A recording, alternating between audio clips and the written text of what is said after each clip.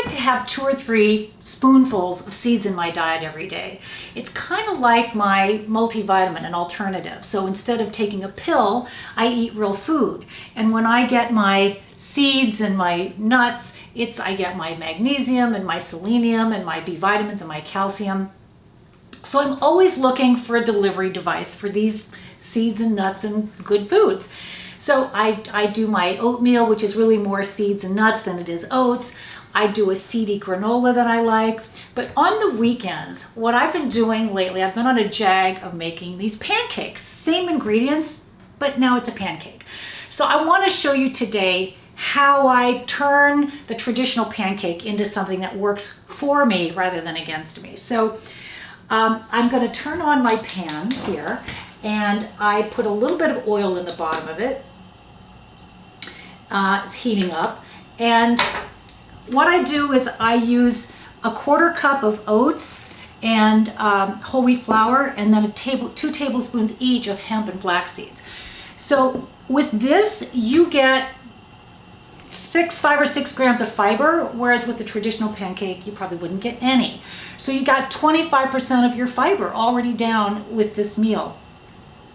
So I mix the dry ingredients first, and then I scramble my egg a little bit, and then I add that to the kefir, and I give that a stir. If you want a really fluffy pancake, you can go to the trouble of taking out your mixer, but you don't really need to. And then just stir it up in a mug so you don't have a big mess. This little batch, the recipe's below, gives you 4 pancakes. So yeah, 2 of them gives you that 5 or 6 grams of fiber. Now, to be honest, sometimes I eat all 4. And don't forget to add your blueberries. There we go. And then once the pancake pan is really hot, you just pour them in. 1, 2, 3, 4. I serve it with a little bit of maple syrup, but you can also make it a savory dish, and you can put a little lox and light cream cheese if you want to. When you have a hot pan, I use a cast iron skillet, but you can use a non-stick pan if you want. And I use a canola and unflavored oil. I think today I had safflower oil as opposed to olive oil, which would give it flavor that I don't want. And then once you have your pancakes in here, you want to wait till they start to bubble up, and that's your indication that they're done on the other side.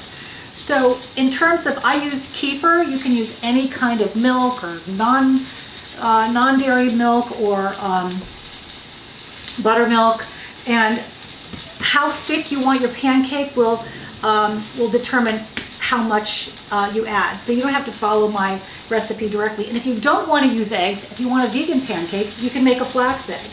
So these are looking like they're popping here, and oh my God, they're gorgeous. They're gorgeous. You can actually freeze these if you want to. You just let them cool and put them in your freezer, and that works great too. Perfection is not the goal. If you want to boost the nutrition in some of your old favorites, just add some seeds and some nuts and some fruit. That is smart eating.